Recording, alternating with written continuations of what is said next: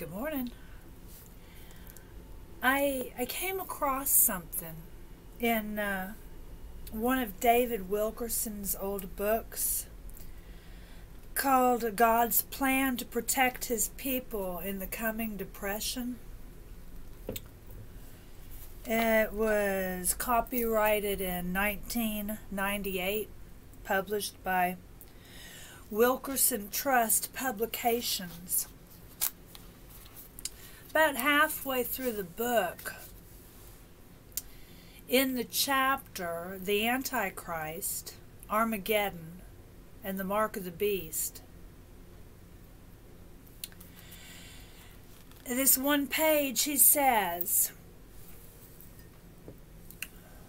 "Why should I concern myself about gathering nations and Armageddon when my God says they're nothing in His sight? He's going to blow away every power in an instant with a mere breath from His mouth. The war we need to focus on right now is the one that's taking place in our hearts." Puritan theologians depicted Armageddon as a symbolic battle, one that's being waged for the soul of the bride of Christ. It's a battle that began at Calvary and will end only with the second coming of our Lord. The battle isn't with the beast of John's Revelation, but with the beast within us.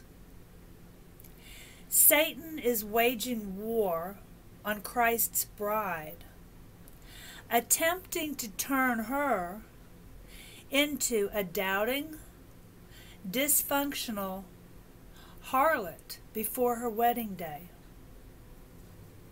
Therefore, all our war efforts should be concentrated on these daily battles, not on some strategy against a man of sin who's still to come.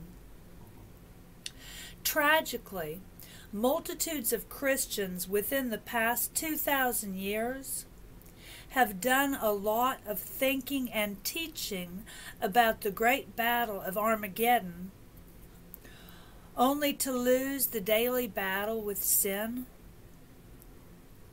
Such people were consumed with figuring out prophecies.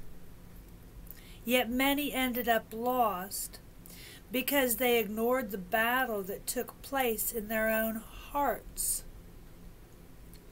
What good is it to accumulate an entire storehouse of prophetic knowledge, preaching and teaching it in detail, if you drift away from intimacy with Christ?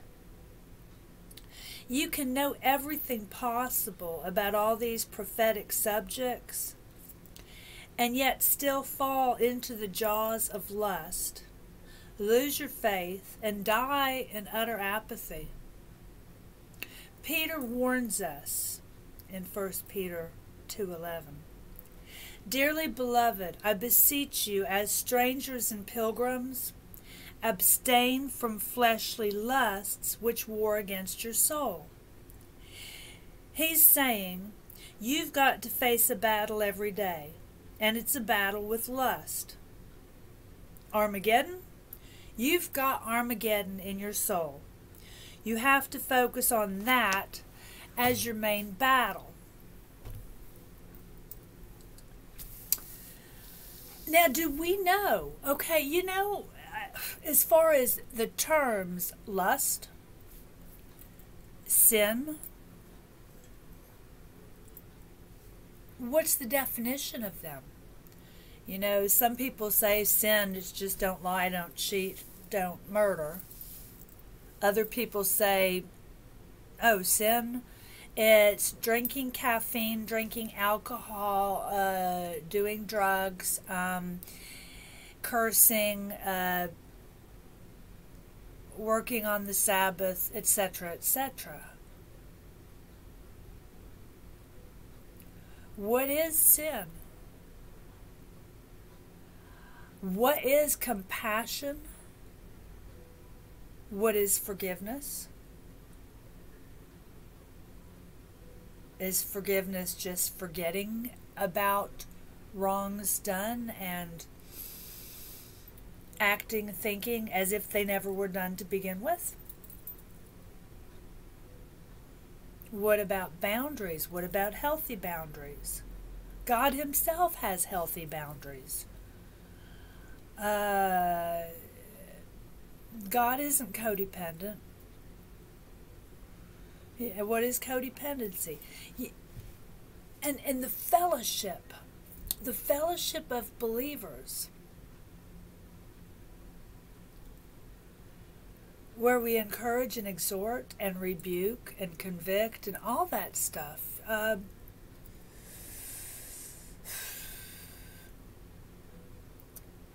Support groups. I thank God for support groups. You know this thing, there's the phrase in the Bible numerous times and places about preparing one's heart. Was it David's son or grandson, Rehoboam, maybe? That one of them that didn't prepare his heart. And so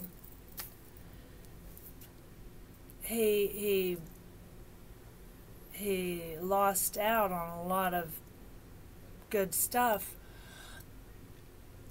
And reigning, REIGNING,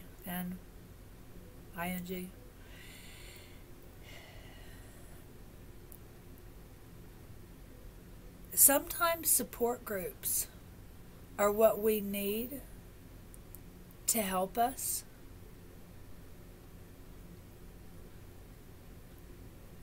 prepare our hearts